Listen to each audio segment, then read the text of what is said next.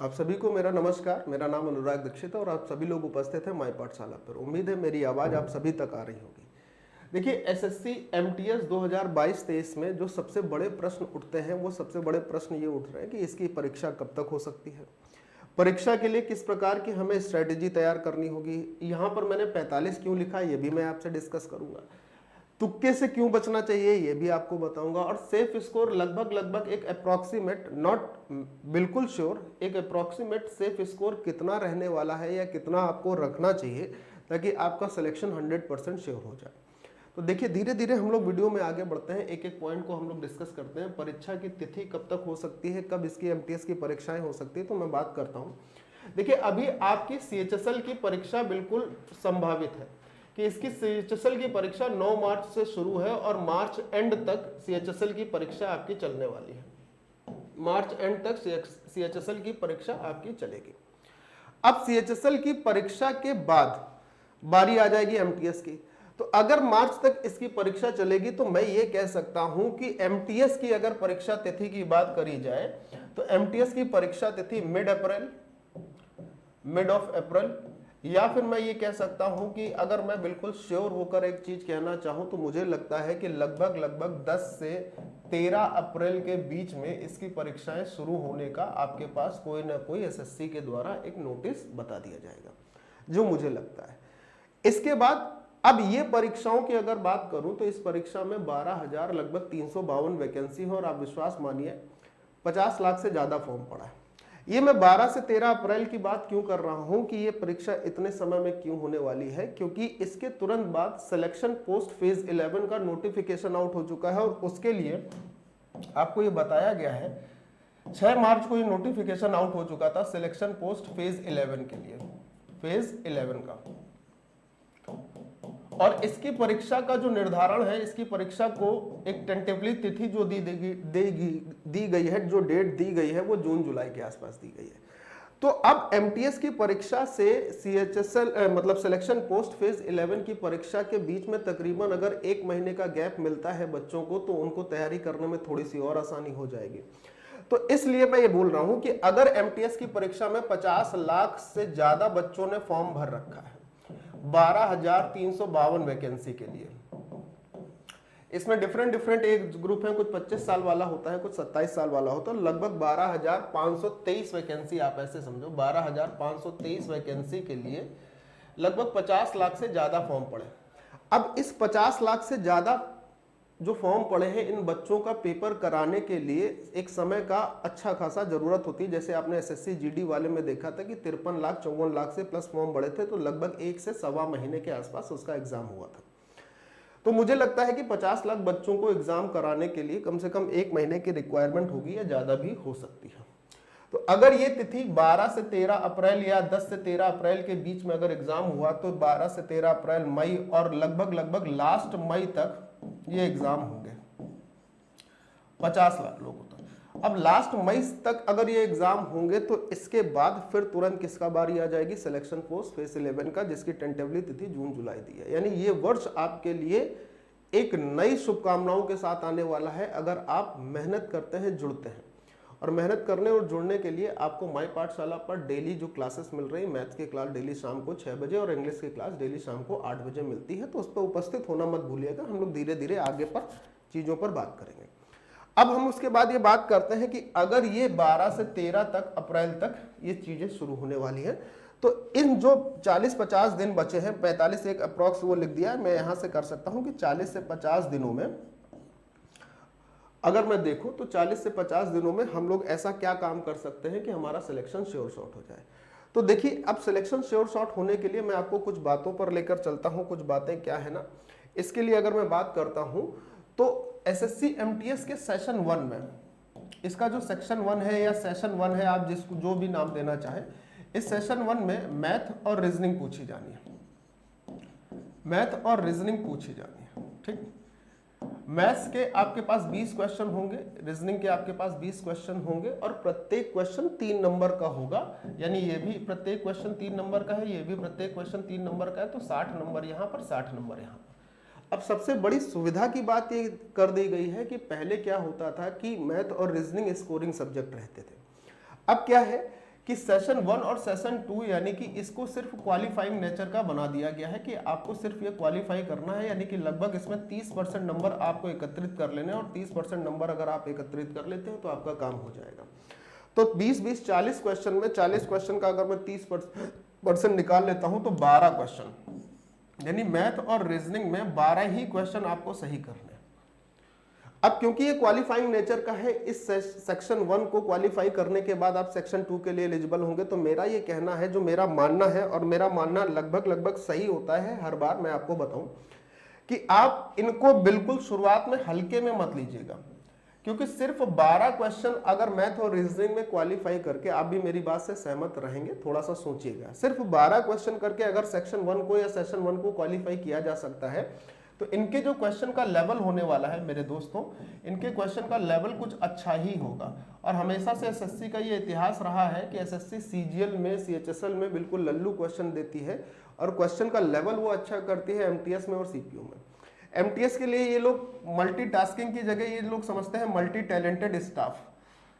क्या समझ लेते हैं? Multi talented staff. तो मुझे लगता है कि यहाँ पे लेवल, एक अच्छे लेवल का क्वेश्चन आपको पूछे जाएंगे, तो हल्के में लेने की तो कोशिश मत करिए। बस ये आपको एक सुविधा हो जाएगी कि 30% क्वालिफाई है, आपको इसको क्वालिफाई करना है। अब जो दूसरा सेक्शन है, एक है जीके जीएस का, जिसमें आपको 25 क्वेश्चन मिलेंगे, और एक है इंग्लिश का। स्ट्रेटेजी क्या होनी चाहिए, आप इस चीज को ध्यान से समझिएगा। यानी अब दो चीजें आपके पास ऐसी हैं जो आपको क्या करने वाली हैं, सिलेक्शन की ओर लेकर जाने वाली। तो इंग्लिश के लिए माई पाठशाला पे आपको डेली 8 बजे से क्लास मिल जाएगी, बिल्कुल जुड़ना मत भूलिएगा, बहुत बेहतरीन क्लासेस आपको मिलेंगी। ठीक है, जीके जीएस की भी क्लास आपको मिलेगी एज सुन एज पॉसिबल। और यहां पे भी प्रत्येक क्वेश्चन 3 नंबर का ही होने वाला है मेरे दोस्तों।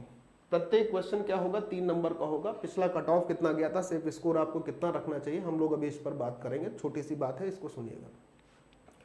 यानी 75 नंबर इधर, 75 नंबर इधर। यहां पे भी आपको सेक्शन 1 में भी 45 मिनट मिलेगा और सेक्शन 2 के लिए भी आपको 45 मिनट का ही टाइम मिलेगा। यानी यहां पर 45 मिनट में आपको 50 क्वेश्चन मिलेंगे। तो मेरे भाई, मैं आपसे सिर्फ इतना कहना चाह रहा हूं कि जब भी आप जीके जीएस को पढ़ रहे होंगे तो 25 में होता क्या है, अगर मैं सेफ अटेम्प्ट की बात कर लेता हूं, सेफ स्कोर की बात कर लेता हूं कि कितना स्कोर अगर आप करते हैं तो आप निश्चित तौर पर एक सेफ जोन में रहेंगे। भाई, जीके जीएस के 25 क्वेश्चन में अगर आप 10 से 12 क्वेश्चन बिल्कुल सही कर लेते हैं, नेगेटिव मार्किंग को हटाकर, 1/3 की नेगेटिव मार्किंग है, चाहे वो सेक्शन फर्स्ट हो चाहे सेक्शन हो, इस बात को ध्यान रखना। ठीक है, यानी आपने अगर एक क्वेश्चन किया गलत तो आपका 1 नंबर गया, क्योंकि प्रत्येक क्वेश्चन 3 नंबर का जा रहा है। ठीक है, वो 3 नंबर तो जाएंगे ही जाएंगे, प्लस 1 नंबर और जाएगा, यानी 4 नंबर चले जाएंगे आपके। तो अगर आप 10 से 12 क्वेश्चन जीके जीएस में सही कर लेते हैं तो आप एक सेफ अटेम्प्ट पर है जीके जीएस के लिए, जीके जीएस के लिए। क्योंकि अगर 10 से 12 क्वेश्चन आपने सही कर लिए तो इसका मतलब आपने 36 नंबर कलेक्ट कर लिए। ठीक, मैं इंग्लिश की बात करके चलता हूं। ये एक सेफ अटेम्प्ट की मैं बात कर रहा हूं, सेफ अटेम्प्ट या सेफ उसकी बात कर रहा हूं कि जिसमें आप सेफ रहेंगे। एवरेज अटेम्प्ट तो आप ज्यादा भी कर सकते हैं। अगर मैं इंग्लिश की बात कर रहा हूं तो 25 में अगर आप 15 से 17 क्वेश्चन भी आप अटेम्प्ट करते हैं जो कि बिल्कुल सही होंगे, तो 15 क्वेश्चन को मैं लेके चलता हूं तो ये आपको 45 नंबर दे देगा। अगर 35 और इसको मैं जोड़ लेता हूं, इसको मैं 35 कर लेता हूं, 35 45 जोड़ लूंगा तो टोटल आपके 80 नंबर हो जाएंगे। ये एक सेफ जोन हो जाएगा आपका। एवरेज अटेम्प्ट में क्या होगा, इससे ज्यादा भी बच्चे स्कोर करेंगे, कट ऑफ ज्यादा भी बढ़ेगी, बट अगर आप इतना कर लेते हैं तो निश्चित तौर पर आप सेफ रहेंगे। ये मेरी आपसे एक बड़ी जिम्मेदारी के साथ कही हुई बात है। ठीक है, अब निश्चित तौर पर कुछ बच्चों के नेगेटिव मार्किंग में आप बोलोगे सर, सोच रहे होगे कि अगर इतना नहीं हुआ तो कुछ बच्चों के इसमें भी कुछ नेगेटिव मार्किंग होगी और कुछ बच्चों का इसमें भी कुछ नेगेटिव मार्किंग होगी। तो अगर आप इतना रखते हैं तो सेफ है। इसकी मैं आपको वो एक बताता हूं कि कैसे सेफ है। अब यहां पर दूसरी बात मैंने आपको बताई थी कि जो तुक्का है ना, इससे कैसे बचना है। भैया, तुक्का ही आपको यहां पर सेफ कर देगा। तुक्का बिल्कुल मत लगाइएगा, क्योंकि नंबर ऑफ क्वेश्चन ज्यादा है नहीं, नेगेटिव मार्किंग अच्छी खासी है, तो तुक्का मत लगाइएगा। जिस क्वेश्चन में आप 100% श्योर हो ना, उसी का आप आंसर टिक करिएगा, चाहे वो सेक्शन 1 हो चाहे वो सेक्शन 2 हो, किसी में भी। ठीक है, सबसे अच्छी चीज है। अब मैं अगर बात कर लेता हूं कि सब्जेक्ट क्या रहता है, ये सभी को आपको पता है। जैसा मैंने आपको बताया, सेक्शन 1 में 20 क्वेश्चन, यहाँ पे 20 क्वेश्चन 60 नंबर, इसमें सेक्शन 2 में 25 क्वेश्चन 75 नंबर, ये कोई चीज नहीं। अब अगर मैं बात करता हूं, यहाँ पे सुनिएगा, लास्ट ईयर कट ऑफ की बात कर लेता हूं, जिसमें क्वेश्चन की संख्या ज्यादा थी। तो लास्ट ईयर कट ऑफ में अगर आप ये देखोगे तो जितने भी हिंदी भाषी क्षेत्र हैं, हिंदी भाषी राज्य हैं, जैसे बिहार है, ये मैं 18 से 25 ईयर एज गैप वालों का 2021 का आपको बता रहा हूं। बिहार हो गया, उत्तर प्रदेश हो गया, झारखंड हो गया, उड़ीसा हो गया, इनमें क्या है कि जो जनरल कैटेगरी का कट ऑफ है 90 है, 81 है।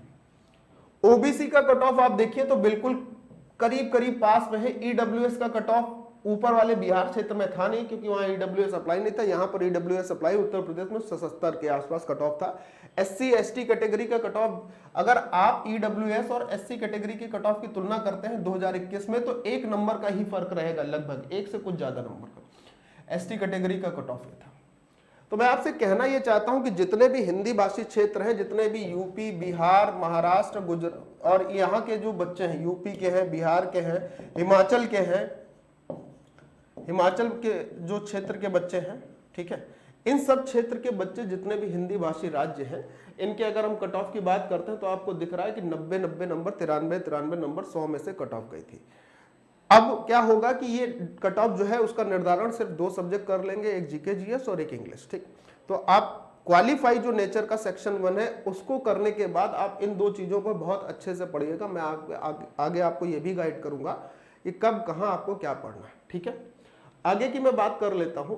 देखो, इंग्लिश सबसे अच्छे ढंग से पढ़ने का तरीका है, आप स्मार्ट बुक खरीद लीजिए। स्मार्ट बुक के बाहर आपको कुछ नहीं पूछा जाएगा, ये मेरी गारंटी रहेगी, ठीक है। अब ये मत सोचिएगा कि यहाँ पे मैं बीच बीच में चीजों को आपको ऐसे बता रहा हूँ, क्या है जो सही है आपके लिए मैं उसको कर रहा हूँ। इधर उधर जाने से अच्छा रहेगा आप इसको पढ़ लीजिए और डेली क्लास करिए, बस। आपको और कुछ नहीं करना है। जो प्रीवियस ईयर मॉक पेपर है उनको लगाइए।